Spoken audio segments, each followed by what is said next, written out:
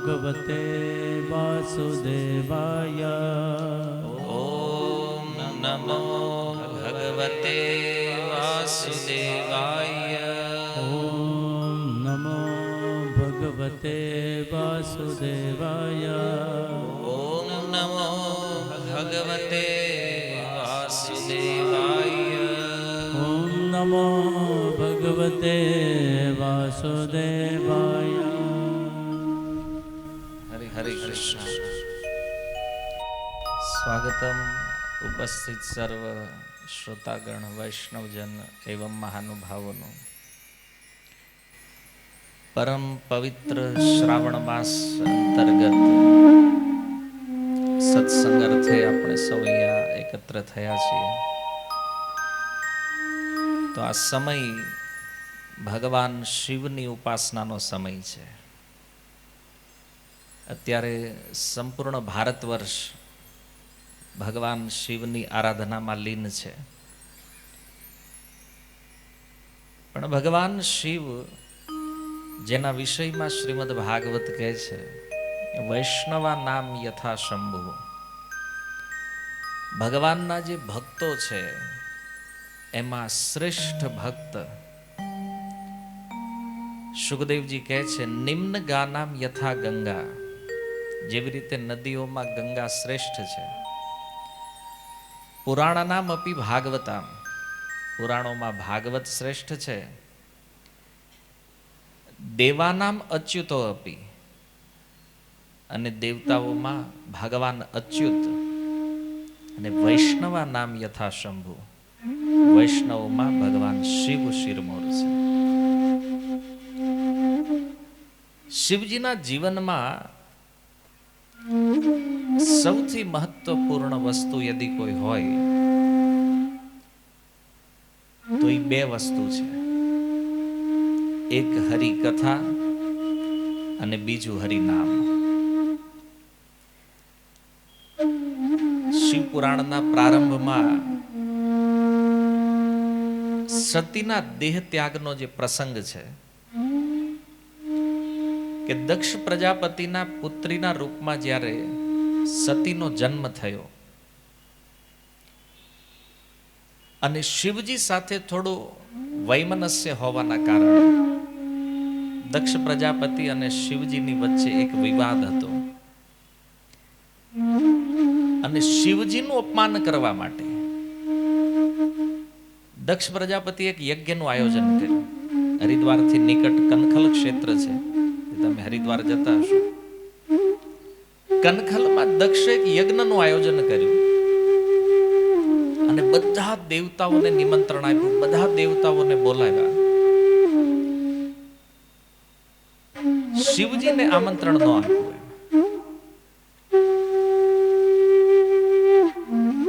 અને એ સમયે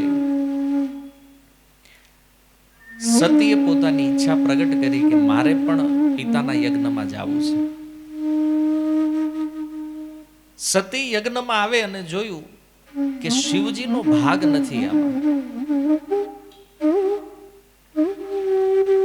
એને બહુ દુઃખ થયું અને તત્કાલ યોગ અગ્નિ દ્વારા પોતાના શરીરનો ત્યાગ કરી દીધો. એ જ સતીનો દ્વિતીય જન્મ થયો પાર્વતીના રૂપમાં.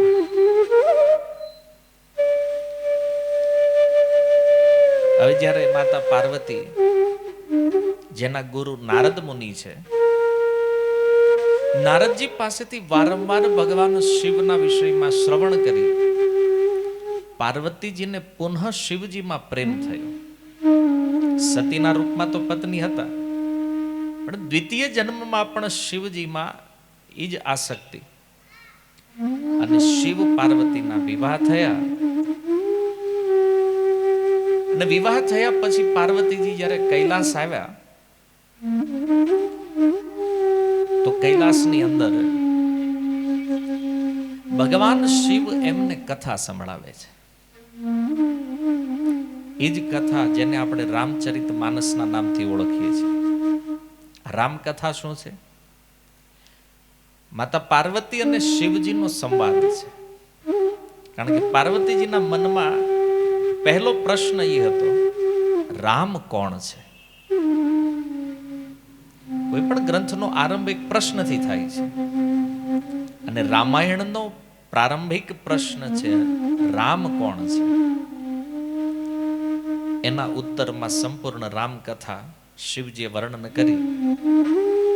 સતીના મોહને, સંદેહને જે પૂર્વ જીવનમાં થયો છે, આ જીવનમાં હરિ કથા દ્વારા દૂર કરે છે. અને એટલા માટે સ્વામી તુલસીદાસજી કહે છે, ભગવાનના ચરણોમાં પ્રેમ જોતો હોય અથવા નિર્વાણ કોઈ મુક્તિની ઈચ્છા રાખતા હોય, એને શું કરવું જોઈએ? ભગવાનની કથાઓનું શ્રવણ કરવું જોઈએ, કથા સાંભળવી. કરવું શ્રવણ પુટપાન, કાન દ્વારા એ કથાઓનું પાન કરવું જોઈએ. પણ જો કળિયુગમાં કથાના તત્વને જે લોકો સમજતા નથી અને પોતાના અભિમાનના કારણે આને અંધશ્રદ્ધાનું ટાઇટલ લગાડ્યા કરે છે બેઠા બેઠા. કથા, સત્સંગ, આ તો એ કે બધું નવરા હોય એ કરે, કારણ કે એ પોતાને બહુ બિઝી માનતા હોય. અમારી પાસે તો ટાઈમ જ નથી, અમે તો સમાજના એટલા જવાબદાર માણસ છીએ, પછી ભલે આખા સમાજને અધોગતિમાં લઈ જવાનું કામ કરતા હોય તો એને એવું લાગતું હોય કે નહીં, અમે સમાજ માટે બહુ સારું કામ કરી રહ્યા છીએ. આવી અંધશ્રદ્ધા પહેલા જો ભગવાન શિવ પોતે કથા સાંભળે પણ છે, કથા સંભળાવે પણ છે. માતા પાર્વતી નિત્ય નિરંતર ભગવાન શિવથી કથાનું શ્રવણ કરતા રહે છે. તો શિવ અને પાર્વતી પણ જે કથાના આટલા રસિક હોય, તો વિચાર કરો, આપણે કથા શ્રવણ કરવું જોઈએ કે ન કરવું જોઈએ? શિવજીના જીવનમાંથી શીખવા જેવો જે મૂળ પાઠ છે એ છે હરિકથા શ્રવણ. કથામાં એનો એવો અદ્ભુત પ્રેમ છે શિવજીનો, નિત્ય નિરંતર. અને જુઓ, ભગવત કથાના મૂળ વક્તા ભગવાન શિવ છે, તો એને કથા આવડે છે, બોલે છે એટલે નકરું બોલ્યા કરે એવું નથી, સાંભળે પણ છે. કુંભજ ઋષિ પાસેથી સાંભળી કથા, કાગભૂષુંડી પાસે, એના વક્તાઓ એવા છે જેની પાસે શિવજી કથા સાંભળે છે. અને એટલા માટે સુખદેવજી કહે છે કે આ સંસારની અંદર સૌથી મોટો ભય જે છે એ મૃત્યુનો ભય છે. આમ તો અનેક પ્રકારના ભયથી લોકો જીવી રહ્યા છે, અને ભયના કારણે તો આટલા બધા કર્મો થઈ રહ્યા છે સંસારમાં. કોઈ વ્યક્તિ ઘર બનાવે છે, શું કામ? ભય છે. કોઈ વ્યક્તિ બિઝનેસ કરે, શું કામ? ભય છે. શું થશે આગળ, કેવી રીતે જીવશું? તો ભયના કારણે જ મોટા ભાગના કર્મો સંસારમાં થાય છે. પણ આ બધા ભયનું વિશ્લેષણ કરીએ તો શ્રેષ્ઠ ભય જે છે એ મૃત્યુનો ભય છે, મરવાનો. કોઈ પણ સમયમાં, કોઈ પણ ઉંમરમાં કોઈ વ્યક્તિ મૃત્યુને ચાહતા નથી. કોઈ પણ વ્યક્તિને પૂછો કે તમે ક્યારે મરવા ચાહો છો, તો કહે છે અમારે ક્યારેય મરવું. અમરત્વને શોધે છે બધા, અમરત્વ ચાહે છે, પણ એને પામવું કેવી રીતે આ ખબર નથી. એટલે સુખદેવજી કહે છે કે તસ્માદ ભારત સર્વાત્મા ભગવાન ઈશ્વરો હરિ શ્રોતવ્ય સ્મર્તવ્ય કીર્તિતવ્યશ્ચ ચ ઈચ્છતામ અભય. જે મૃત્યુથી અભય ચાહે છે, મૃત્યુના ડરથી જેણે મુક્ત થવું છે, આ વ્યક્તિએ શું કરવું જોઈએ? કે જે શ્રોતવ્ય, એને ભગવાનની કથા સાંભળવી જોઈએ. સ્મર્તવ્ય, ભગવાનનું સ્મરણ કરવું જોઈએ. કીર્તિતવ્ય, એને ભગવાનનું કીર્તન કરવું જોઈએ. આ જ વસ્તુ મૃત્યુથી અભય પ્રાપ્ત કરાવે છે. જો અહીંયા એક પ્રશ્ન થાય કે મૃત્યુથી અભય શા માટે? મૃત્યુ જ ન આવે એવો કંઈ ઉપાય નથી? એ પણ થાય. હરિકથાની અંદર જો પ્રેમ થાય તો વ્યક્તિ મૃત્યુ ઉપર પણ વિજય પ્રાપ્ત કરી શકે. એ પણ ઉદાહરણો શાસ્ત્રોમાં છે. ધ્રુવ મહારાજ જેણે મૃત્યુને જીત્યું છે આ ભક્તિથી.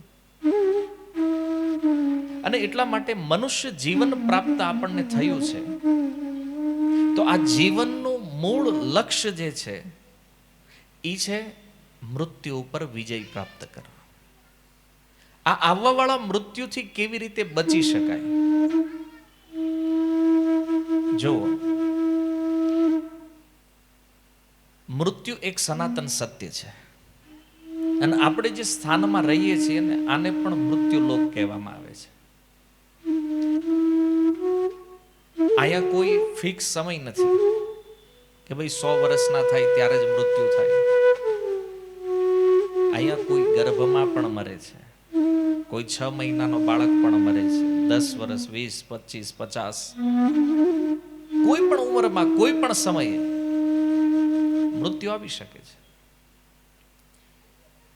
અને આ મૃત્યુનો અભય જે છે એ હરિકથા છે, ભાગવત કથા છે. પણ આપણી એમાં શ્રદ્ધા નથી અને એટલા માટે આજે જો શ્રાવણ માસની અંદર શિવજી માટે અનેક વ્રત તપસ્યાઓ તે બધું લોકો કરી રહ્યા છે. પણ શિવજીના જીવનનું જે મૂળ છે એને બહુ ઓછા લોકો પકડી રહ્યા છે. 2 કાર્ય હરિકથા. અચ્છા, શિવજીને પ્રસન્ન કરવા છે કેવી રીતે થાય? આપણે બિલ્લી પત્ર આપીએ છીએ, ગંગાજળ આપીએ છીએ, એ તો છે જ. પણ જેને પરમ પ્રસન્નતા કહેવાય, શિવજીને પરમ પ્રસન્ન કરવા હોય તો એની સૌથી પ્રિય વસ્તુ જે છે એ કરવી જોઈએ. એ હરિકથા છે. ભગવાન શિવના મંદિરમાં જઈને કોઈ ભગવત કથાનું શ્રવણ કરે કે વાંચન કરે તો આનાથી પણ ભગવાન શિવને પ્રસન્ન કરી શકાય છે. જો આનો એક સુંદર ઉદાહરણ, એક સુંદર કથા દક્ષિણ ભારતની એક સત્ય ઘટના છે. પુંથાનમ નામનો એક બ્રાહ્મણ અને એનો નિયમ હતો ભારત વર્ષના અલગ અલગ તીર્થ ક્ષેત્રોમાં ભ્રમણ કરે, ત્યાં જઈ ભગવાનનું દર્શન કરે અને એની સાથે શ્રીમદ ભાગવતની પોથી હતી. જે મંદિરોમાં જાય ત્યાં ભાગવતનો પાઠ કરે. તો ભારતના અલગ અલગ તીર્થોમાં ભ્રમણ કરતા કરતા દક્ષિણમાં એક સ્થાન છે કોટિયુર, જ્યાં એક શિવલિંગ છે. અને શિવલિંગની વિશેષતા એ છે ખાલી 2 મહિના જ એના દર્શન થાય, પછી બાકીના 10 મહિના એ પાણી મારે. અને એ 2 મહિના જ્યારે એના દર્શન થાય તો ત્યાં ખૂબ સુંદર મેળો લાગે, બહુ ભીડ દર્શનાર્થીઓ આવે બધા દર્શન કરવા માટે. તો આ પુંથાનમ જે ભક્ત છે એ પણ ત્યાં પહોંચ્યા અને એને થયું કે અહીંયા મને મહાદેવના દર્શન થયા છે તો પછી એક કામ કરું, હવે 2 મહિના મંદિર ખુલ્લું રહેવાનું છે, એમાં 1 મહિનો તો વયો ગયો છે, 1 મહિનો બાકી છે, તો 1 મહિનો આઈના રોકાઈ દો અને પછી આગળ, કારણ કે પછી તો ઠેઠ આવતા વર્ષે દર્શન થાય અને ત્યારે હું તીર્થમાં ક્યાં હોઉં ખબર નહીં. તો એણે પાઠ કર્યો, પાઠ કરી અને પોથી ત્યાં મૂકી દીધી. હવે એનો એક નિયમ હતો કે જ્યારે ભાગવત પાઠ કરે ને તો એક મોરપીછ રાખે, પાઠ ક્યાં પહોંચ્યો છે ત્યાં એ પીછું મૂકી દે. તો 10મ સ્કંદના 60મા અધ્યાયનો પાઠ કર્યો એણે અને પીછું મૂકી દીધું. 61 નંબરના અધ્યાય કાલ અહીંથી ચાલુ કરવાનું છે. બીજા દિવસે મંદિરમાં આવે, પોથી ખોલી જોયું તો પીછું પાછું 60 નંબર ઉપર આવી ગયું. તો એને વિચાર થયો કે મને પાક્કું યાદ છે, કાલ આ કથા મેં વાંચી લીધી, આનો પાઠ થઈ ગયો છે. અને વળી પાછું પીછું 61 ઉપર મૂકીને હું ગયો તો એ મને યાદ છે. આ પાછું 60 ઉપર કેમ આવી ગયું? તો એને થયું મારાથી કંઈક ભૂલ થઈ ગઈ છે, બોલાઈ ગયું છે. બીજા દિવસે આવે છે.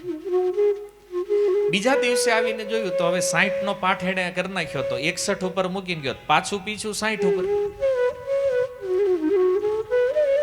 તો 2 દિવસ 3 દિવસ 4 દિવસ એને ખબર ન પડી આ થઈ શું રહ્યું છે. પણ એને કીધું હવે જેવું કોક તો મજાક કરે છે આપણી અહીંયા અને ફેરવી નાખતો છે, પણ વાંધો નહીં કે પાઠ થઈ રહ્યો છે ને, હા કે રાખવી આપણે. હવે મંદિર બંધ થવાનો હતો એના આગળના દિવસે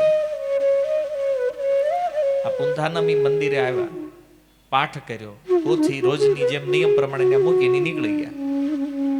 અને પછી એને ખબર પડી ગયું કાલ તો મંદિર ખુલવાનું નથી. તો પોથી અંદર રહી જાય તો મારે તો ઠેઠ 10 મહિના પાછી રાહ જોવી પડશે જ્યારે ફરી મંદિર ખુલશે ત્યારે. અને આટલો સમય હું રાહ જોઈ શકું એમ નથી. તો એણે જોયું આજુબાજુમાં કોઈ વ્યક્તિ, પણ બધા પૂજારીઓ, હવે તો આ છેલ્લો દિવસ હતો તો મંદિરને બંધ કરીને બધા નીકળી ગયા. તો એને થયું હવે શું કરવું? કાલ તો મંદિરમાં આવી જાય પાણી, મારી પોથી જાય. તો એને થયું કે જે થાય એ અહીંયા હોઈ જાવ. તો દરવાજા આગળ બેઠા તો અંદરથી અવાજ આવી રહ્યો છે, કોઈક બોલે છે. શું બોલે છે? કથા. ભાગવતના 10મ સ્કંદના 60મા અધ્યાયનો પાઠ ચાલુ છે. તો પુંથાનમને થયું કે હવે અંદર કોઈ છે નહીં, પાઠ તો હું જ કરતો હતો, આ મારી પોથી અંદર છે અને આ પાઠ અંદર કરે જ કોણ? તો પહેલાના જમાનામાં લાકડાના દરવાજા હોય તો વચ્ચે તિરાડ્યું હોય, અંદર દેખાય અંદર કંઈક થોડું. તો તિરાડમાંથી જોયું તો ભગવાન શિવ, માતા પાર્વતી, ગણેશજી, કાર્તિકેય આખું ફેમિલી હારે શિવજી ભાગવતનો પાઠ કરે છે ને આખું પરિવાર સાંભળી રહ્યું છે કથા. પુંથાનમને તો વિશ્વાસ ન થયો પોતાની ઉપર કે આ શ્રાવણમાં સાક્ષાત ભગવાન શિવના દર્શન થઈ ગયા. આપણા માટે તો પરમ સૌભાગ્ય છે. અને એ અધ્યાયનો પાઠ જ્યારે શિવજીએ પૂરો કર્યો, શિવજીએ પાર્વતીજીને પૂછ્યું કેમ લાગી કથા? ઈ કે કથા તો કથા છે, કથા એકદમ સુંદર, પણ એક વાત તમને કહું જો ખોટું ન લાગે તો, હું પેલો પુંથાનમ જેવી કહેતો હતો ને એવી તમે નથી કહેતા. કથા તો ઈ છે પણ એના જેવી ઈ મજા આમાં નથી. તો શિવજીએ કીધું કે નહીં, વાત તો સાચી છે કે ઈ 1 મહિનાથી લગાતાર ઈ અહીંયા આવતો હતો ને ઈ જે પાઠ કરતો હતો, મને એના મુખેથી સાંભળવાનો જે આનંદ છે ને ઈ આનંદ બીજાના મુખે કેવી રીતે આવી શકે? તો આ ચર્ચા સાંભળીને પુંથાનમનું હૃદય ગદગદ. પાર્વતીજી સ્વયં પ્રશંસા કરી રહ્યા છે કે ઈ જે કથા બોલતો હતો ને ઈ કથાની મજા આમાં નથી. અને દ્વાર ખુલ્યા. પુંથાનમને સાક્ષાત ભગવાન શિવનો સાક્ષાત્કાર થયો ભાગવતના કારણે. અને શિવજીએ કીધું કે આ પીછું હું જ રોજ બદલતો. કેમ? ઈ કે ભાગવતના 10મ સ્કંદનો 60મો અધ્યાય રૂકમણીજીના વિવાહનો પ્રસંગ શિવજી કે મને એટલો પ્રિય છે અને એમાંય તારા મુખેથી એ રોજ સાંભળવા માટે પીછું હું જ ફેરવી નાખતો. અને આ રીતે ભગવાન શિવનો સાક્ષાત્કાર થયો. પછી પુંથાનમે નક્કી કર્યું કે હવે આજીવન અહીંયા જ રહેવું છે, હવે કોઈ તીર્થમાં જવાની જરૂર નથી. સંપૂર્ણ જીવન એણે ત્યાં વ્યતીત કરી દીધું. રોજ ભગવાન શિવને ભાગવત સંભળાવે છે. તો જો શિવજીના હૃદયનું ધન છે શ્રીમદ ભાગવત હરિકથા જે છે, એવું ને શિવજીને કહેવાનું, એને સાંભળવાનું પણ એટલું જ ગમે છે. કહેવાનો અર્થ એ છે કે શ્રાવણ માસમાં શિવજીને પ્રસન્ન કરવા ઉપાય તો ઘણા થાય છે, પણ બેસ્ટ ઉપાય છે કે એની સામે કોઈ ભાગવત પાઠ કરે, એમાં આ 60મો અધ્યાય 10.60 પરમ પ્રિય કથા છે શિવજીની. આ શ્રેષ્ઠતા છે શિવજીના જીવનની, જે સમજવા જેવી છે. શિવજી તરત પ્રસન્ન થાય છે આનાથી.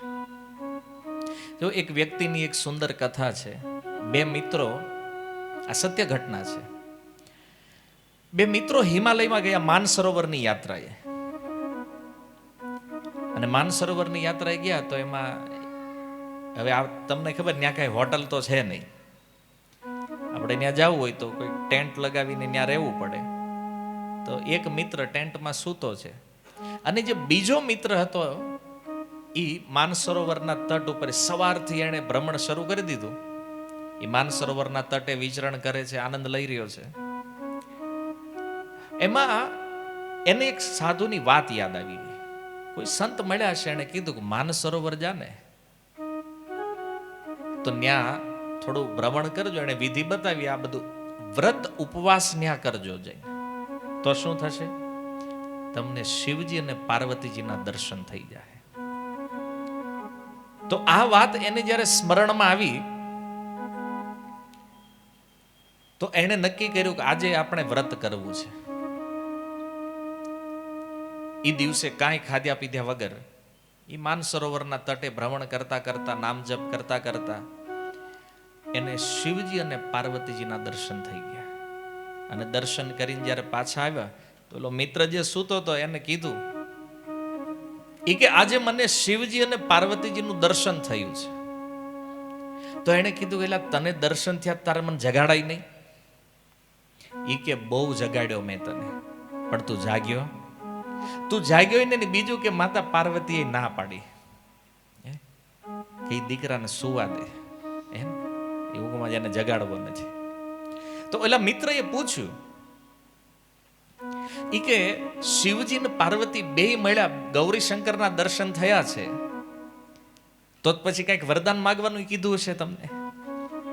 તો કે હા, વરદાન માંગવાનું કીધું છે. શું વરદાન માંગ્યું? તો કે વરદાનમાં મેં માંગ્યું, આખું લિસ્ટ હતું મારી પાસે કે અમારી પેઢીઓનું. એને કીધું કે આ જેટલા મારા પૂર્વજો છે ને આ બધા નરકમાં બહાર કાઢી નાખો. તો શિવજી ઓલા નામ લેતા ગયા. કે આ છગન દાદા ઈ કે ગયા, મગન દાદા ઈ ગયા, એને બધાના ઈ કે આખી પેઢીઓના નામ લીધા ને બધા નરકમાં જ બહાર કાઢી નાખ્યા.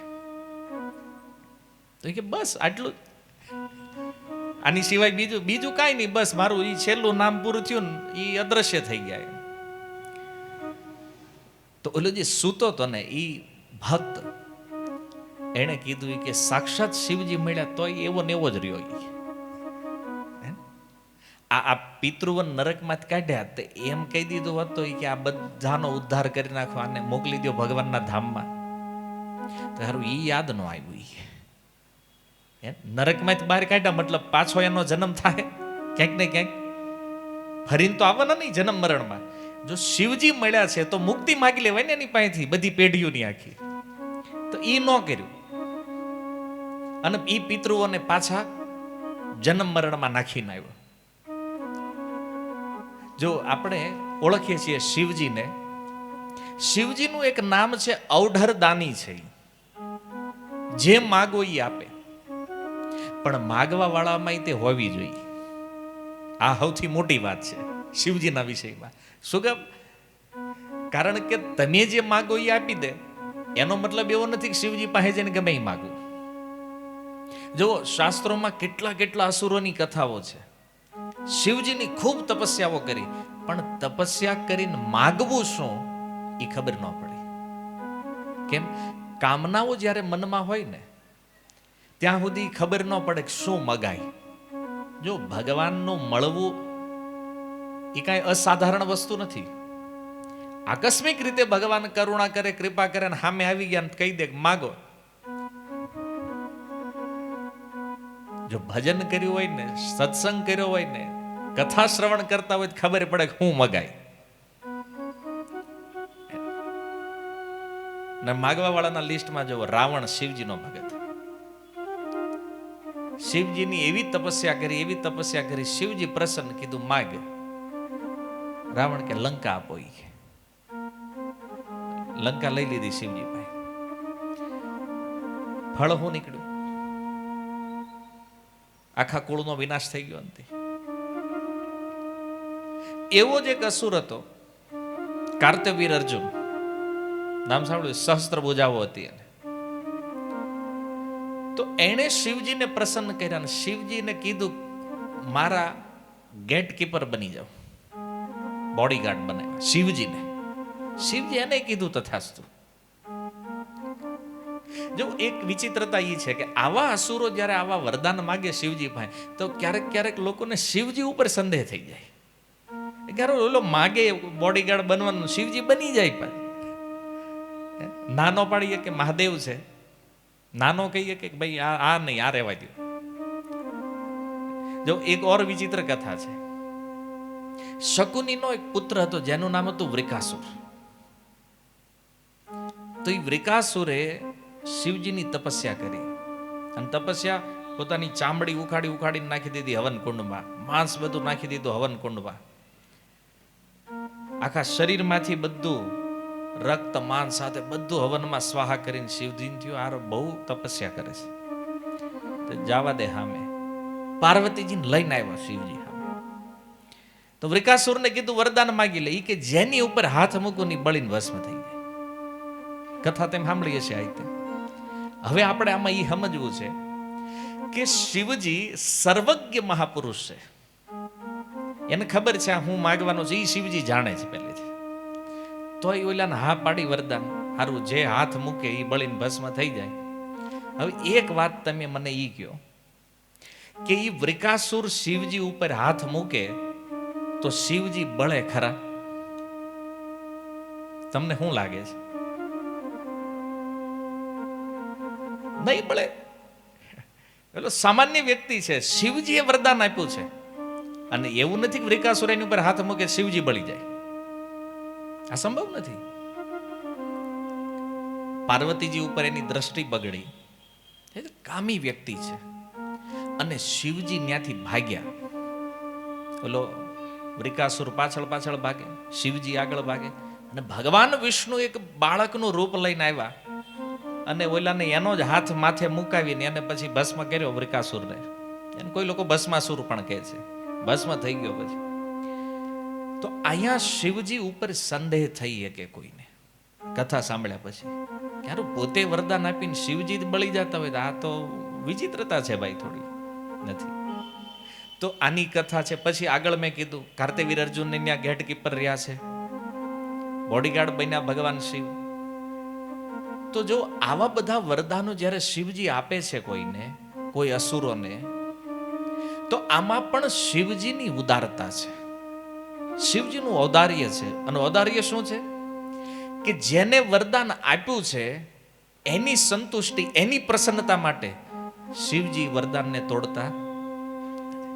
બાકી વૃકાસુરને એક મૂકે ઉપાડીને તો એ ક્યાં ખોવાઈ જાય ખબર ન પડે. ખાલી ત્રિશૂળ ઉઠાવવાની જરૂર છે. આવા અસુરોની કોઈ વેલ્યુ નથી શિવજી સામે. પણ શિવજી બધાનું માન રાખે છે. એને આશુતોષ શું કામ કે છે? પ્રસન્ન થાય છે. અને વરદાન આપ્યા પછી પણ જે વરદાન લેવા વાળો છે એની પ્રસન્નતાને શિવજી જાળવી રાખે છે. ભાઈ કોઈની તાકાત છે કોઈ નોકર બનાવીએ કે કોઈ એના વરદાન દ્વારા? આ સંભવ નથી. પણ આપણે એને આશુતોષ કહીએ છીએ. જલ્દી સંતુષ્ટ થાય છે એવું નથી. જેને વરદાન આપ્યું છે એને પણ સંતુષ્ટ કરે છે શિવજી.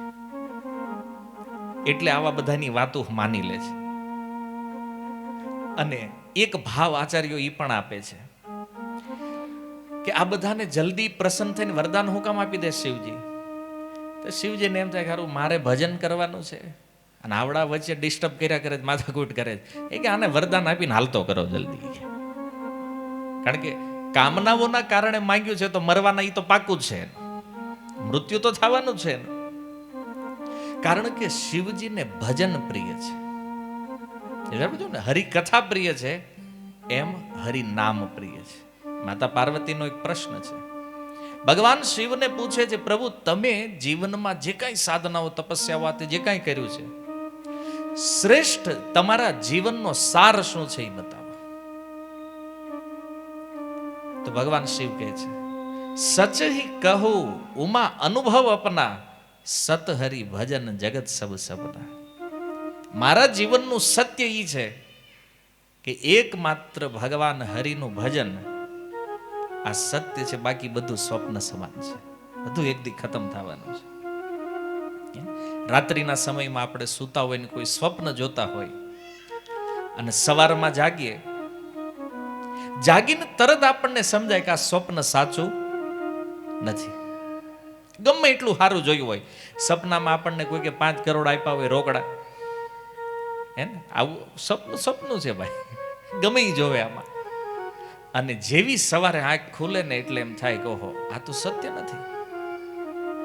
એમ મૃત્યુ જે છે એ પણ એક સ્વપ્ન છે. એ જ્યારે મૃત્યુ આવે ને ત્યારે વ્યક્તિ જાગે, એની વાસ્તવિક સ્થિતિમાં આવે અને એને ખબર પડે કે આ જિંદગી જે આપણે જીવ્યા છીએ, આ 60 વર્ષ 70 વર્ષ 100 વર્ષ, આ એક સ્વપ્ન હતું. એક સ્વપ્નની જેમ આ સમય પસાર થઈ જાય છે. પણ આ સ્વપ્નને આપણે સમજતા નથી. શિવજી સમજે છે. વિચાર કરો, રાવણ જેવાને હોનાની લંકા આપી દઈ, એની હાટું ઘર નથી બનાવતા. હું કામ? કારણ કે ખબર છે આ કઈ જરૂરી નથી. હાલાકી એનું મૃત્યુ નથી, તોય નથી બનાવતા. ને આપણે અહીં નથી રહેવાના, તોય પૂરું જ નથી થતું આપણું. આ સમસ્યા. કારણ કે એને સમજાણું છે સત્ય શું છે. સત હરિભજન, ભગવાનની ભક્તિ એકમાત્ર સત્ય છે. હરિનામ સત્ય છે. અને આપણી વિચિત્રતા એ છે, કઈ સંસારમાં જોઈ કે ઓલો આટલો આગળ વહી ગયો, ઓલો આમ દોડે છે, ઓલો આટલી ફેક્ટરી બનાવી લીધી, આમ કરી નાખ્યું, અરે આપણે વાહે રહી જાય. હવે આગળ વહી ગયા એને શું કરી લીધું? કારણ કે લાસ્ટ સ્થિતિ તો એક જ છે, મૃત્યુ સમયે બધું જ લેવલ હરખું થઈ જાય. 1000 કરોડનો માલિક મરે કે 1000 રૂપિયા બેંકમાં બેલેન્સ હોય મરે, મૃત્યુ સમયે બધાની સ્થિતિ એક જ સમાન. સ્વપ્ન પૂરું થયું એટલે એક લેવલમાં બધા. તોય આપણે સમજતા નથી. સમજતા જ નથી. બાકી બીજાને કહે છે આ બધી માથાકૂટ મૂકો, ઈ કે ધંધામાં ધ્યાન દો. જો ધનથી જીવન જીવવાનું છે, ધનથી આપણો વ્યવહાર ચાલે છે, આપણો પરિવાર ચાલે છે. ધન જીવનનું લક્ષ્ય નથી, બાય પ્રોડક્ટ છે જીવન. ધન વગર કઈ ન થઈ શકે વ્યવહાર સંસારમાં, એ સત્ય છે. પણ પરમ સત્ય ભગવાનનું ભજન છે. શું કામ? કે આપણે એક દિવસ અહીંથી જવાનું છે, એ સત્ય છે. અને ભગવાનનું ભજન જ આપણી રક્ષા કરીએ કે એનાથી મોટું સત્ય છે. બાકી કોઈ બચાવે નહીં. આપણને એમાં કે આપણી બહુ મોટી ઓળખાણો છે. કેન્સર થઈ ગયું હોય ને તમે મોદીજીને ઓળખતા હોય શું થાય? તમને સારી હોસ્પિટલમાં મફત દાખલ કરાવી દે. બીજું શું થાય? બચાવીએ કે? સંભવ નથી. જે આ ભૌતિક વિકાસની પાછળ આપણે દોડીએ છીએ ને આંખ બંધ કરીને, આમાં જીવનનું લક્ષ્ય ચૂકી ગયા છે. ભજન અઘરું નથી, સરળ છે. ભગવાનનું નામ લેવું કેટલું સરળ છે. આપણે લેતા નથી. કોઈનું મૃત્યુ થાય ત્યારે આખું ગામ બોલે છે રામ નામ સત્ય છે, બોલે છે, પણ માનતા કોઈના મૃત્યુને જોઈને લાગે કે નહીં આ એક દિવસ આપણી દશા આવી થવાની છે, તો ભગવાનનું ભજન કરવું જોઈએ, પણ પાછું ભૂલી જાય. એટલા માટે સત્સંગ જરૂરી છે. જ્યારે જ્યારે માયાના પ્રભાવથી આ ભૂલાય છે ને મૃત્યુને, ત્યારે યાદ કરાવે કે ભજન કરવાનું છે. વિસ્મૃતિ આપણો મોટામાં મોટો દોષ છે, ભૂલાઈ જાય. આપણી હાથે જેને બાળ્યા છે પાછા સ્મશાન બહાર નીકળ્યા ભૂલી ગયા આપણે કે એક દિવસ આપણને કોક બાળવાનું છે. અને આવું 1-2 વાર નથી થયું ભાઈ, અનંત વાર જન્મો થયા છે, અનંત વાર મૃત્યુ થયું છે. અને અનંત જીવનમાંથી આ એક જીવન છે જે અત્યારે છે. જો ભજનમાં નહીં લાગીએ ને તો આ પાછું એમ નામ નીકળી જાય. જેમ ઓલા જન્મો ગયા છે, આગળ ક્યાંક મૂકીને આવ્યા છીએ આપણે, ન્યાય આપણે બહુ મહેનત કરી છે, કંઈક બનાવ્યું છે, એ મૂકીને આજ અહીંયા છીએ, અહીંયા બહુ મહેનત કરી છે, આ મૂકીને એક દિવસ કાલ પાછું બીજે ચાલુ થશું. જીવનનું સત્ય આ છે. નોકરી કરો, ધંધો કરો, કમાઓ, વ્યવહાર કરો, બધી વાત સાચી છે, પણ એની સાથે સાથે ભજન કરવું એટલું જ જરૂરી છે. કારણ કે મૃત્યુ બાદ જે સાથે આવે છે ને, એ હરિનામ છે, ભગવાનનું નામ છે. એટલા માટે આપણે આપણા જીવનને સફળ બનાવવું. આજે બધા લોકો એ બાજુ દોડે છે, સક્સેસ કેવી રીતે થવું. કેવલ બેંક બેલેન્સ ભરવાથી માણસ સક્સેસ ન થાય, સુખી ન થાય. નહીતર આ ધનીઓ આત્મહત્યા ન કરતા હોત. સફળતાની ચાવી કેવલ ધન નથી, ખાવું પીવું ઊંઘવું એ જીવન નથી. જો ભગવાનની કથાઓને સાંભળવી, શિવજીના જીવનમાંથી શીખવા જેવા આ બે મૂળ ઉદ્દેશ્ય છે. હરિકથામાં પ્રેમ હોવો જોઈએ, હરિનામમાં પ્રેમ હોવો જોઈએ. અને શિવજીને આ સૌથી વધારે પ્રિય છે. તો વાત આપણે એ કરતા હતા કે માગવું શું. આજે આપણે વિચાર કરતા હોય કે આરું માનસ સરોવર ગયા હોય યાત્રામાં, શિવજી મળ્યા હોય, કહી દી આપણું બેલેન્સ કોઈ દી ઉતરવું ન જોઈએ, હેઠું ન હોવું જોઈએ. કારણ કે કામના જેવી હૃદયમાં કામના છે ને એવી માંગણી થાય. રાવણની કામના એ હતી, એને એ માગ્યું એમની પાસે. શસ્ત્રબાહુ અર્જુનની કામના એ હતી, એને એ માગ્યું છે. વૃકાસુરની કામના એ હતી, શિવજીએ બધાને પૂરી કરી દીધી. પણ આમાં શિવજીની પ્રસન્નતા નથી. ભલે તપ એનું કર્યું, વરદાન એની પાસે માંગ્યું, એણે વરદાન આપ્યું છે, પણ એ પ્રસન્ન નથી. કેમ? કારણ કે એ જોવે છે આણે માગ્યા પછી તે આ મરવાનો છે. પણ જો શું માગવું જોઈએ એનું શ્રેષ્ઠ ઉદાહરણ આપણા જ ગુજરાતના એક મહાન ભક્ત મહેતા નરસિંહ, એને ભાવિ મળી હતી આજની સિરિયલમાં હોય એવી, 450 વર્ષ પહેલા. નાની એવી ઉંમર, ઘરમાં એટલો બધો ત્રાસ. કારણ કે બાળપણમાં માતા પિતાનું મૃત્યુ થયું. દાદી, જેનું નામ હતું જય કુંવરી, એના આશ્રયમાં રહીને મોટા થયા. પણ આ ભાભીનો એવો ત્રાસ હતો, ઘર છોડીને નીકળી ગયા અને જંગલમાં એક શિવાલય હતું, ત્યાં જઈ શિવલિંગને પકડીને 7 દિવસ સુધી ઓમ નમઃ શિવાય ચાલુ કરી દીધું. 7મા દિવસે સાક્ષાત ભગવાન શિવ પ્રગટ. હવે અહીં એક વિચારવા જેવું છે, ક્યારે ઘરેથી ત્રાસ મળે ને કોઈ નીકળી જાય ને 7 દિવસની અંદર શિવજીને પ્રસન્ન કરી લે, આ વાતમાં થોડી શંકા થાય આપણને કે આપણે વર્ષો જ શ્રાવણ મહિનાનો સોમવાર કરીએ, મેળ નથી પડતો. ન પડે કેમ કરવા એ આપણને ખબર નથી. વ્રત આપણે કરીએ, ઉપાસનાઓ કરીએ, પણ બધું કેવું મન ઘડત. શ્રાવણ માસના સોમવાર કેમ કરવા જોઈએ સ્કંદ પુરાણમાં લખ્યું છે, એની વિધિ શું છે, વ્રત શું છે. આ તો બસ શ્રાવણીય સોમવાર આપણે કરી નાખવો જોઈએ. તમોગુણી વ્રત આને કહેવામાં આવે છે, જે મન માના ઢંગથી કરે છે. આજ ઘણા લોકો એવું કહેતા હોય, આપણે મંદિરે દર્શન કરવા જઈએ, એ કે પ્રભુજી શ્રાવણ માસમાં આપણે દારૂને હાથ પણ લગાવવાનો નહીં. મારા આખું વરહ ઉપાડ લે એનું શું કરવું? શ્રાવણ મહિનો ચાલે, નોનવેજ ટચ બી નહીં કરવાનું. પણ આખા વરહનું હું એને એમ કે શ્રાવણ મહિનામાં જ પાપ લાગે, પછી નથી લાગતું. આ વ્રત નથી, આ પાખંડ છે. ઘણા સોમવાર રહેતા હોય, ચા પી જાય. પછી તમે ચા પીવો છો ને એટલે તમારું વ્રત ન્યા જ ફેલ થઈ જાય છે. ઘણા શનિવાર કરતા હોય, હનુમાનજીને પ્રસન્ન કરવા. પેલા એ જાણી લેવા કરવાનું જ કેમ, શું ખવાય શું ન ખવાય, એની વિધિ શું, કાંઈ જ ખબર નહીં. બસ ઓલા રહેશે તો આપણે રહેવાનું. એવી રીતે પ્રસન્નતા નહીં થાય. કોઈ પણ કાર્ય, ગીતાના અધ્યાય 16 શ્લોક ક્રમાંક અંતિમ, ભગવાન કહે છે ય શાસ્ત્ર વિધિમ ઉત્સૃજ્ય કાર્યમ અકાર્યમ આચરત. શું કરવું જોઈએ શું ન કરવું જોઈએ, હે અર્જુન, એના માટે શાસ્ત્ર પ્રમાણ છે. એમાં જે લખ્યું છે એ પ્રમાણે કરવાનું છે. આ વ્રતના નિયમો છે. કોઈ કર્મ આપણે કરીએ છીએ તો એનો આ નિયમ છે, આપણે માનતા નથી.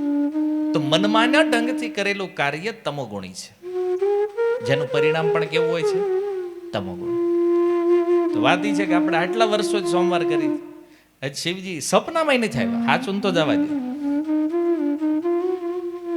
સ્વપ્નમાં આવી ગયા હોય તો કહેવાય કંઈક આપણું કંઈક લેખે લાગ્યું છે. સ્વપ્નમાં શિવજી નથી આવ્યા. કેમ? આપણી વિધિ રોંગ છે. પદ્મપુરાણમાં એક શ્લોક છે, શ્રુતિ સ્મૃતિ પુરાણાદિ પંચરાત્રમ વિધિમ વિના એકાંતિકી હરેર ભક્તિ ઉત્પાત એવ કલ્પતે. એનો અર્થ એ છે કે શ્રુતિ સ્મૃતિ પુરાણ આદિ જેટલું પણ શાસ્ત્ર છે, શાસ્ત્રમાં જે પ્રમાણે લખ્યું છે એ પ્રમાણે યહ વિધિ, જો કોઈ શાસ્ત્ર વિધિને ફોલો નથી કરતા તો કે છે એકાંતિકી હરેર ભક્તિ, એકાંતિક ભાવથી થયેલી ભગવાન હરિની ભક્તિ પણ ઉત્પાત એવ કલ્પતે, દુઃખ સિવાય જીવનમાં બીજું કઈ લાવે નહીં. આ મનમાના ઢંગથી જે વ્રતો હાલે છે ને, આ જીવનમાં ઉત્પાત થઈ રહી એનું જ પરિણામ છે. આ પ્રમાણ છે શાસ્ત્ર. પણ આપણે તો જતો મત તતો પથ, જે મનમાં આવ્યું એ જ કરવાનું. ગુજરાતીમાં પાવરફુલ છે, કોઈનું માને નહીં. અમને બધી ખબર પડે, સાંભળવાનું નહીં, માનવાનું નહીં કોઈનું. જે એના મનમાં આવ્યું એ જ સાચું. અને એના કારણે જ આ ઉત્પાદ બધા છે જીવનમાં જે થઈ રહ્યા છે, શાસ્ત્ર વિધિ નહીં માનવાના કારણે. પણ મહેતા નરસિંહને 7 દિવસમાં દર્શન થયું ભગવાન શિવનું. કારણ કે પૂર્વ જીવનમાં આ પણ એક મહાન વ્યક્તિત્વ હતા. સૂર્યવંશના રાજા માંધાતા, અને માંધાતાના પુત્ર જેનું નામ હતું મુચકુંદ.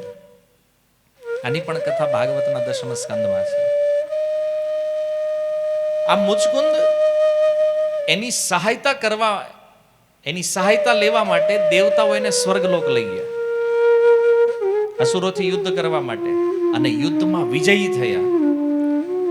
દેવતાઓએ પૂછ્યું, કઈક વરદાન જોતું છે? કે તમારે અહીંયા ત્યાં યુદ્ધ કરીને થાક બહુ લાગ્યો, મારે હુંવું છે. હારું કે ગુફા આપી દઈ તમને, હુઈ જાવ ત્યાં. પણ એ કે જો ઊંઘમાં ડિસ્ટર્બ નહીં, અને જે જગાડશે પહેલી દ્રષ્ટિ જેની ઉપર પડશે ની બળીને ભસ્મ થઈ જાય. અને આ બાજુ યુગો વ્યતીત થયા.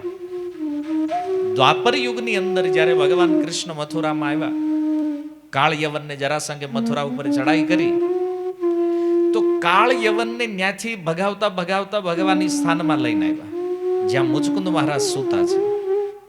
આવીને એની ઉપર પીતાંબર ઓઢાડી દીધું, ભગવાન છુપાઈ ગયા. પેલો કાળ યવન આવ્યો, એ કે આટલું દોડાવીને અહીં હું તો નિરાતે એમ કરીને એક પાટો માર્યો, કહીને એમ કે આ કૃષ્ણ છે. પણ મુચકુંદ મહારાજ હોતા છે, લાત મારી અને મુચકુંદ મહારાજની આંખોથી અગ્નિ, અને યોગ અગ્નિના અંદર એ કાળ યવન બળી નષ્ટ થયું. ભગવાન શ્રી કૃષ્ણ સામે પ્રગટ થયા. મુચકુંદ મહારાજ પ્રશ્ન કરે છે કે પ્રભુ તમે છો કોણ? તમે કોઈ દેવતા છો, કોઈ ગંધર્વ છો, યક્ષ, કોણ? કે સાક્ષાત પરમાત્મા છો તમે. ભગવાન શ્રી કૃષ્ણ કાંઈ બોલતા નથી. મુચકુંદ મહારાજને સમજાણું આજ સાક્ષાત ઈશ્વર છે.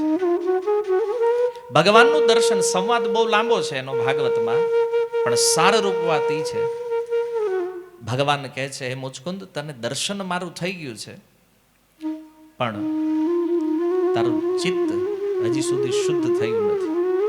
એક જન્મ લે, મારું ભજન કર, અને તું શુદ્ધ મને પામી જઈશ પાછો. ભક્તમાલ નાભાજી લખે છે કે ઈ જ મુચકુંદ બીજા જન્મની અંદર મહેતા નરસિંહના રૂપમાં પ્રગટ થયા છે. આ મુચકુંદ ભક્ત તો છે, પૂર્વ જીવનના મહાપુરુષ છે. અને 7 દિવસ ભગવાન શિવનું ભજન, 7 દિવસમાં શિવજીને પ્રસન્ન કરે.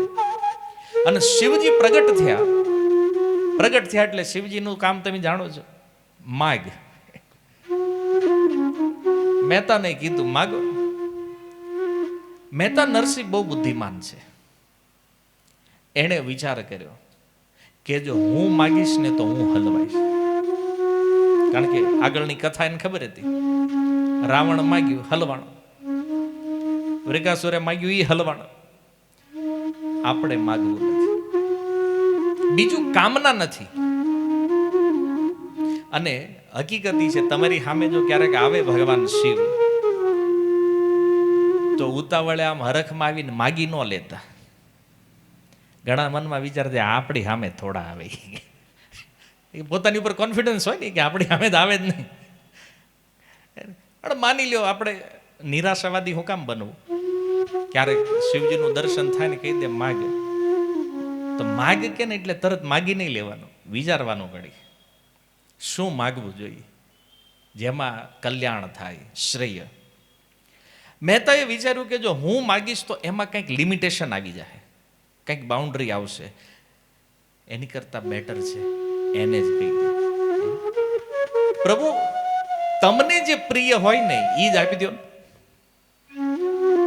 આ ઓલા જેવું છે, માનો અંબાણી ત્યાં જવાનો મોકો મળે આપણને, અને અંબાણી એમ કે માગ એવી રીતે 5,000 લખાવો નહીં કે આપણી સાઈડથી કેવી રીતે એમ થાય ભાઈ 5,000 આમાં લખાવો તમે, તો કે ના ન પડે એ સારું, આને 5,000 આપી દો, એ ના તો ન જ પડે.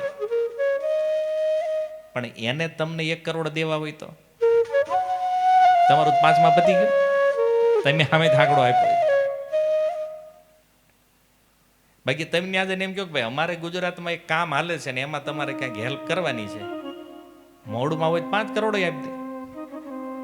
પણ આપણે નક્કી કરીને જાવ 51 લઈને આવવાના છે, તો આપણા માગવાથી તો આપણે લોસ છે કે નહીં? એમ જ્યારે પણ કોઈ મહાપુરુષ પ્રસન્ન થાય ને એમ કે માગો, તમને જે ઠીક લાગે એ આપો. મહેતાએ કીધું તમને જે પ્રિય હોય ને એ વસ્તુ આપો. શિવજી કે મને પ્રિય કૃષ્ણ છે અને એમાં કૃષ્ણની રાસલીલા પ્રિય છે, તો આપણે હાલશે ઈ કે. હવે જુઓ, શિવજી સ્વયં અને વરદાન આપ્યું રાસલીલા એટલે સર્વોત્તમ લીલા છે ભગવાનની. હવે આમાં એન્ટ્રી, તમને એક નિયમ ખબર છે ને રાસલીલાનો, કે કોઈ પુરુષ રાસલીલામાં પ્રવેશ ન કરીએ. શિવજીને જવું હોય તો ગોપી બનવું પડે. અને મહેતાને લઈ ગયા હારે આ વખતે તો નરસિંહ મહેતાને લઈ ગયા તો એ ગોપીના વેશમાં, 2 ગોપી બન્યા છે. અચ્છા, અને ગોપી બને ને તો એનું એક નામ પણ હોય છે, હે ને? આ દિવ્ય લીલા છે. તો નામ શું છે જાણો છો તમે? શિવજીનું નામ શું છે રાસલીલામાં? નથી ખબર? શિવજીનું નામ ત્રિલોચના ગોપી છે.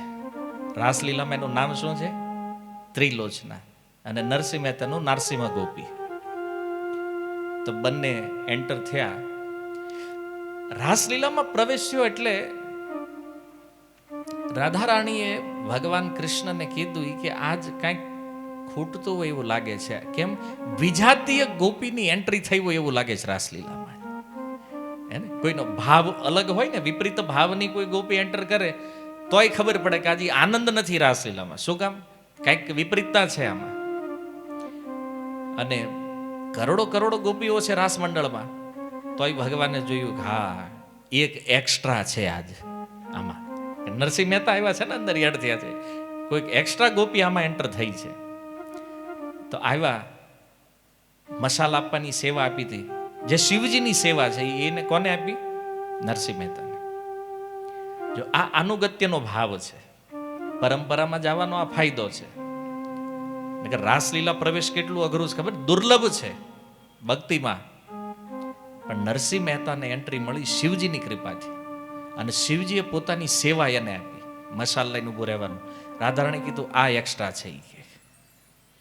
અને ભગવાન રાધા કૃષ્ણ એમની પાસે આવીને કીધું શિવજીને, આ કોણ છે? નવી ગોપી, નવું એડમિશન છે, કંઈક કૃપા કરો પ્રભુ, એને હું લઈને આવ્યો છું. તો ભગવાને એ જ સમયે મહેતા ઉપર કૃપા કરી અને આપણે કહીએ છીએ નરસિંહ મહેતા કેદાર રાગ ગાય છે, એની રાસલીલાથી પ્રાપ્ત થયું છે. જે કેદાર અહીંયા ગાયને ભગવાન આવે, ભગવાને એનો પ્રેમ આપી દીધો મહેતાને, સાક્ષાત કેદાર રાગ આપ્યો અને મહેતાને પાછા શિવજીએ જુનાગઢમાં ઉતાર્યા. વિચારણીય વાત એ છે કે શિવજીની કૃપાથી નરસિંહ મહેતાને કૃષ્ણ પ્રેમની પ્રાપ્તિ થઈ ગઈ.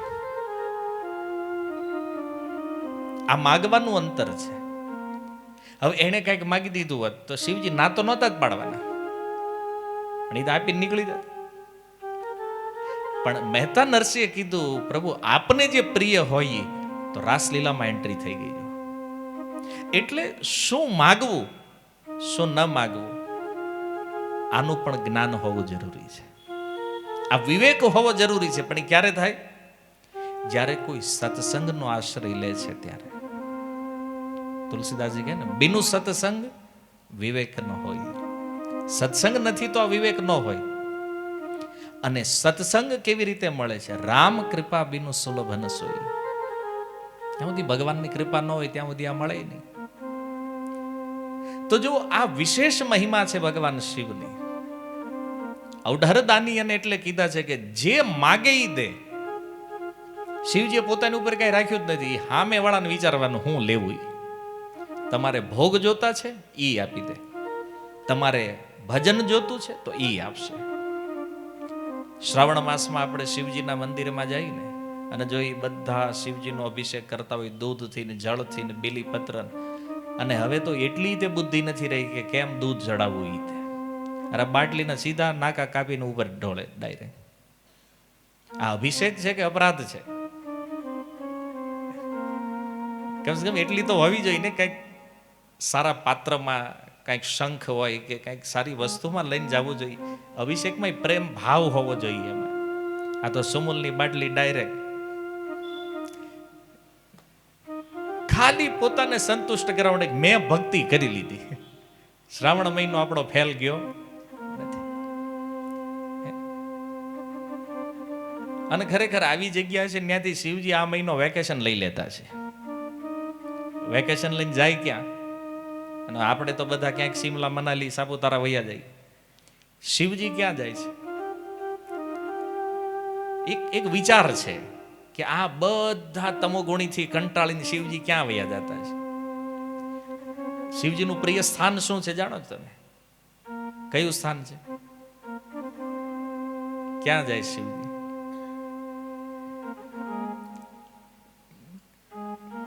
ઈ તેનું ઘર છે, ન્યાથી જ ભાગવાનું છે. ન્યા દાવડા હક નથી લેવા દેતા. કૈલાસ, કૈલાસમાં તો વાસ કરે છે. કૈલાસ કે નિવાસી. શિવજી જાય છે હિમાલય, કાગભૂષુંડીજીના આશ્રમ. કેમ? કારણ કે ત્યાં નિત્ય રામકથાના સત્ર ચાલતા રહે છે. શિવજી મુખ્ય શ્રોતા છે એ કથાના. અને રામાયણ ઉત્તરકાંડ પ્રમાણ છે. કૈલાસની અંદર એક વટવૃક્ષ છે. શિવજીને ક્યાંય ચેન ન પડે ને ક્યારેક તો એ વટવૃક્ષ નીચે બેસે, ત્યાં હરિકથા કરે, હરિનામ લે તો એ પરમ શાંતિનો આનંદનો અનુભવ કરે. પણ એક સમય જીવનમાં એવો આવ્યો શિવજીને કે એ વટવૃક્ષ પણ એને શાંતિ આપી શક્યું. ક્યારે? જ્યારે સતીએ દેહ ત્યાગ કર્યો દક્ષના યજ્ઞમાં, અને એ સતીના જવાથી શિવજીને એટલું દુઃખ થયું હૃદયમાં, તો એ શાંતિ માટે વટવૃક્ષની નીચે ગયા. ગોસ્વામીજી લખે ને ન્યાય શાંતિ ન મળે. અને ત્યારે એ ફરતા ફરતા ઉત્તર દિશી એક સુંદર ગિરી નીલા, તહા બસહુ ભૂસુંડી સુશીલા. કાગભૂષુંડી જ્યાં છે, અને કાગભૂષુંડીજીની સભામાં જેવો પ્રવેશ કર્યો, શિવજીને પરમ શાંતિ પ્રાપ્ત થઈ હરિકથામાં. તો શિવજીનું પ્રિય સ્થાન કાગભૂષુંડીનો આશ્રમ છે. શિવજી ન્યા વયા જાય. છતાં હાલો આ બધી વાત તો એક વિચાર છે, પણ મૂળ સિદ્ધાંત એ છે કે શિવજીને પ્રસન્ન કરવા હોય ને આપણે ગયા એના મંદિરે, આપણે શું પ્રાર્થના કરવી જોઈએ શિવજીને? શિવજીને એટલી જ પ્રાર્થના કરવાની કે હે મહાદેવ, આ શ્રાવણ માસનો સમય છે, તમે પરમ પ્રસન્ન છો, તો મારી ઉપર એટલી કૃપા કરો કે તમને જેવી હરિનામ હરિકથામાં રુચિ છે ને એની એક બિંદુ માત્ર ખાલી અમારામાં આવી જાય, અને આટલું આવે ને તોય આપણું જીવન સફળ છે. આપણે વધારે કાંઈ માગવાની જરૂર નથી. જે રસ તમારો ભગવાનની કથામાં છે, ભગવાનના નામમાં છે ને, આનો એક બિંદુ ખાલી અમારી અંદર લાવી દે, બસ અમારું જીવન આમાં સફળ થઈ જાય. આટલાથી પરમ પ્રસન્નતા આવી જાય. આ પ્રાર્થના કરવી જોઈએ. અને એ હજારોની વચ્ચે કદાચ એવું બને કે ત્યારે શિવલિંગમાં જ નીકળે નહીં બહાર, કદાચ સ્વપ્નમાં આવીને તને કહી દે તું એક મળ્યો આજ સુધીમાં જેણે આ માગ્યું છે, બાકી રાવણ વાળા જાજા છે. એને ઘર નથી ને ગાડી નથી ને બંગલા નથી ને ઘરવાળી નથી ને આ નથી ને તે નથી, એ જ આવે છે લાઈન બધી. ભગવાનની ભક્તિ માગે એવો કોક જઈને જો પ્રણામ કરે ને તો મહાદેવ પ્રસન્ન થઈ જાય. નથી હવે આવા અસુરો ઉપર થઈ જતા હોય, ભગત ઉપર ન થાય. એક આ પણ કારણ છે કે મહેતા નરસિંહ ઉપર જલ્દી પ્રસન્ન થઈ ગયા છે શિવ. અને જુઓ, શિવજીનું ભજન જે પૂર્ણ શ્રદ્ધાથી કરે, દ્રઢતાથી કરે છે, એને જ ભગવાન કૃષ્ણની ભક્તિની પ્રાપ્તિ થાય છે. આ પણ પુરાણોમાં લખ્યું છે. આજ કોઈ કૃષ્ણ ભક્ત દેખાય છે, રામ ભક્ત દેખાય છે, તો સમજી લો કે આણે પૂર્વમાં શિવજીનું ભજન કર્યું છે. મહેતા નરસિંહે શિવજીનું ભજન કર્યું તો કૃષ્ણ ભક્તિની પ્રાપ્તિ થઈ. શિવજી આદિ ગુરુ છે. આખા જગતના ગુરુ કોણ છે? ભગવાન શિવ છે. આ તત્વ છે શિવજી. અને જ્યારે આ રીતે શાસ્ત્રોમાંથી શિવજીને સમજી અને એની પાસે જો પ્રાર્થના, અમારે વૃંદાવનમાં ગોપેશ્વર મહાદેવ છે. ગોપેશ્વર મહાદેવ ને ત્યાં તમે દર્શન કરો, એની એક્ઝેક્ટ બાજુમાં થોડાક આગળ તમે હાલો ને એટલે આ રાસલીલા સ્થળી છે, વંશીવટ. કારણ કે શિવજીની કૃપા જો થઈ જાય ને તો સીધી રાસલીલામાં એન્ટ્રી થઈ જાય. વૈષ્ણવા નામ યથાશંભુ છે. એની રજાથી રાસલીલામાં એન્ટ્રી મળે. ગોપીઓના જે ઈશ્વર છે એ પણ અર્થ થઈએ કે સંસ્કૃત વ્યાકરણ પ્રમાણે, પણ શિવજી કહે છે ગોપીઓના ઈશ્વર નહીં, જેની ઈશ્વર એ બ્રજની ગોપીઓ છે, એ ગોપેશ્વર મહાદેવ છે. બધે તો શિવલિંગ આપણે એમ જોતા હોય, પણ શિવજીનું શિવલિંગનું સાકાર રૂપ તમારે જોવું હોય તો ગોપેશ્વર મહાદેવ છે. જે મહાદેવ ગોપીઓને પોતાની ઈશ્વર માને છે, આરાધ્ય માને છે, અને રાસલીલાના ગેટ કીપર છે ભગવાન શિવ. એ કૃપા કરે તો એમાં એન્ટ્રી મળે. એટલે વૃંદાવનમાં એ સ્થાન તમે જુઓ, ગોપેશ્વર મહાદેવની બાજુમાં જ રાસલીલા સ્થળી છે. તો બધા ભક્તો પહેલા ગોપેશ્વર મહાદેવને પ્રણામ કરે અને પછી પંચીવટમાં એન્ટર થાય. તો શિવજી એક એવું તત્વ છે જે ભગવાન પણ છે અને ભક્ત પણ છે. કહેવાય ને ઉભય બંને, ભક્ત પણ છે ને ભગવાન પણ છે. તો આપણા માટે એની કૃપા બહુ જરૂરી છે. ચાહે કોઈ વૈષ્ણવ, કારણ કે એનો ટાર્ગેટ રાસલીલામાં પ્રવેશ છે અને શિવજીને પણ પ્રિય એ છે. એટલે ગોપેશ્વર મહાદેવના રૂપમાં એ વૃંદાવનમાં બિરાજે છે. આમ તો અન્ય 4 રૂપ છે મહાદેવના. કામેશ્વર મહાદેવ છે કામવનની અંદર, આ ગોપેશ્વર મહાદેવ છે. મથુરામાં ભૂતેશ્વર મહાદેવ છે, અને ગોવર્ધનમાં તમે જાઓ તો ચકલેશ્વર મહાદેવ છે. ચકલેશ્વર મહાદેવની એક વાત મને સ્મરણ આવે છે એટલે કહું. એ ગોવર્ધનનો જે એરિયો છે, એ ગામ જે છે એનું નામ જ છે ગોવર્ધન, ગામનું નામ. અને ગોવર્ધનમાં આજથી 500 વર્ષ પૂર્વ એક મહાપુરુષ ભજન કરતા હતા જેનું નામ હતું સનાતન ગોસ્વામી. આ સનાતન ગોસ્વામી એવા મહાન ભક્ત હતા, ભગવાનનું નામ જપ કરતા, કે શિવજીની અને એની મિત્રતા થઈ ગઈ. વિચાર કરો, એ વ્યક્તિ, એ સાધુનું ભજન કેવું હશે, જેના મિત્ર ભગવાન શિવ છે. આપણે આમ નાના મોટા હાર્યા હોય તો આમ બળમાં હોય કે નાના આપણો દોસ્તાર આમ એવો છે ને, વાંધો ન આવે એમ. વિચાર કરો, આના મિત્ર સ્વયં ભગવાન શિવ. તો એક દિવસ સનાતન ગોસ્વામીએ શિવજીને કીધું કે અહીં મારે રહેવું નથી આ જગ્યામાં. કેમ? અહીં મચ્છર બહુ છે અને હું અહીંયા ભજન કરવા બેહું. 500 વર્ષ પહેલા કઈ લાઇટની વ્યવસ્થા તો હતી નહીં, અને કે અહીંયા ભજન કરવા બેહું અહીં બહુ ડિસ્ટર્બ થાય છે. એટલે અહીં મારે ભજન નથી કરવું, હું કંઈક બીજે વૃંદાવન વયો જાવ. તો શિવજી કે તમારે ન્યા નહીં, તમારે અહીં રહેવાનું છે. કેમ? એ કે તમે આ જે ભજન કરો છો, જે હરે કૃષ્ણ મહામંત્ર જપો છો, મને આ સાંભળવામાં બહુ આનંદ આવે છે. સનાતન ગોસ્વામી જપ કરતા ને, શિવજી આ મુદ્રામાં કાન રાખી અને સનાતન ગોસ્વામીથી હરિનામનું શ્રવણ કરે છે. આજે તમે વૃંદાવન જાઓ ગોવર્ધનમાં, તો સનાતન ગોસ્વામીની ભજન કુટીરની એક્ઝેક્ટ બાજુમાં ચક્રેશ્વર મહાદેવ છે. શ્રવણ કરે છે, સનાતન ગોસ્વામીથી હરિનામ સાંભળે છે. અને શિવજીએ કીધું તમે અહીંથી વયા જાઓ તો પછી આ નામ મને કોણ સંભળાવશે? સનાતન ગોસ્વામી કીધું મચ્છરનું શું કરવું? એ શિવજીએ શ્રાપ આપી દીધો. એ કે આ એરિયામાં ક્યારેય મચ્છર જ નહીં આવે.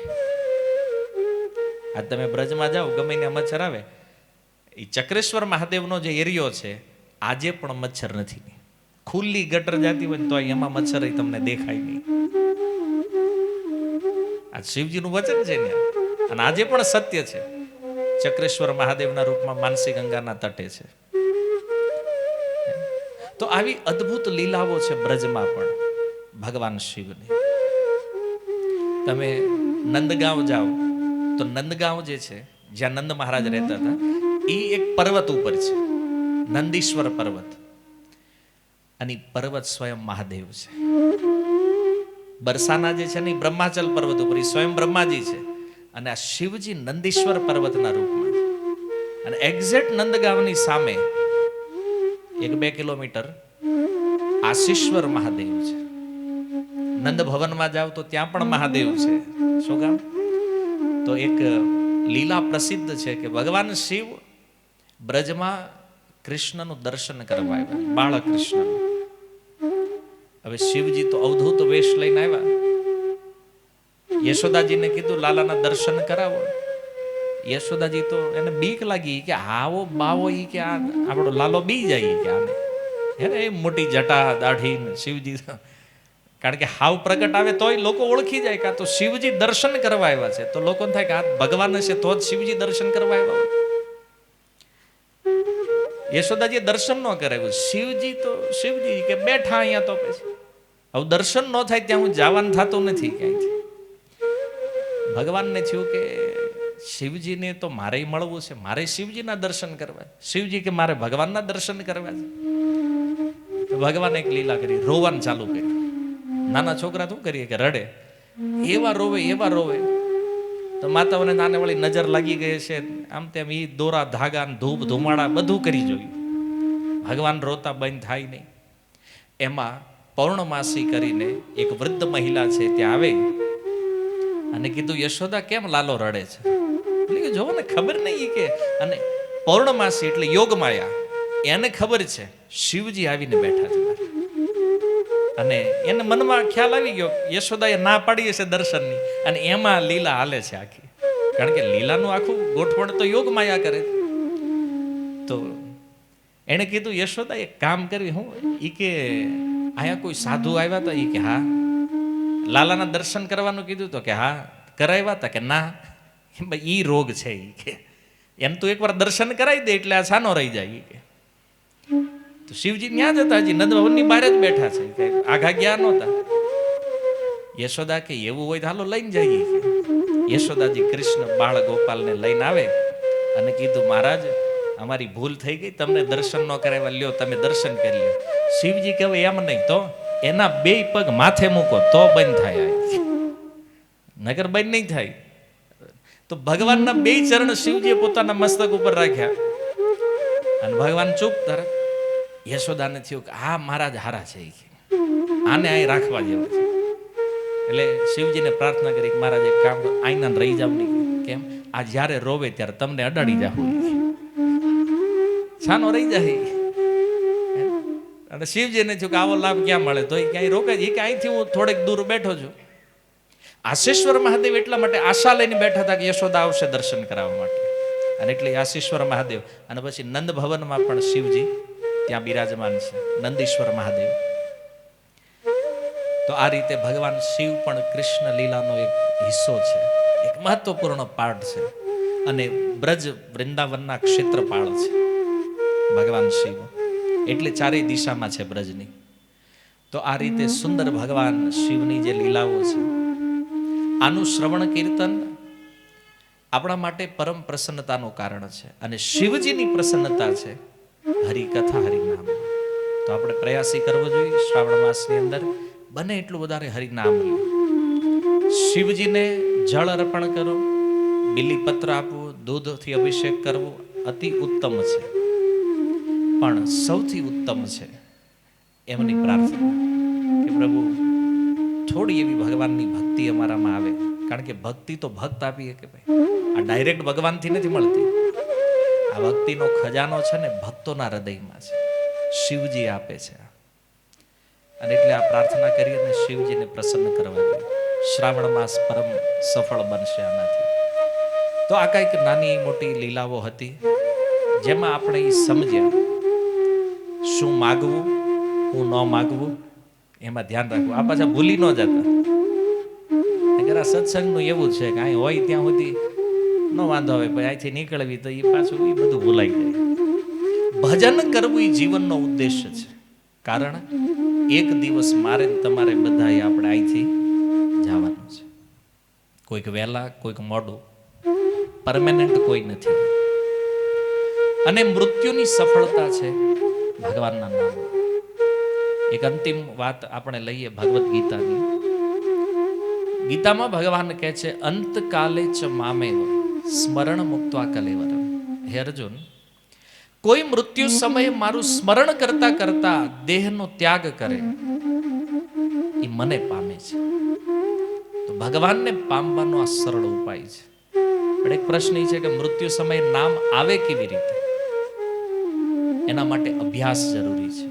આખું જીવન જો ભગવાનનું નામ સ્મરણ કર્યું હોય તો મૃત્યુ સમયે સ્મરણ આવે. બાકી અચાનક ન આવી જાય, હાલો એ તો મરવાનું હોય તો જોયું જાય.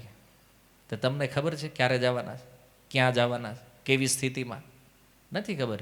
કોઈ ગાડીઓમાં બેઠા હશે, એક્સિડન્ટમાં વયા જાય, કોઈ હોસ્પિટલોમાં આઈસીયુમાં હશે, કોઈ વેન્ટિલેટર ઉપર જાય, ઇન્દ્રિયોમાં ચેતના નહીં હોય, શું કરવું, શું બોલવું. એટલે ભગવાને કીધું સ્મરણ.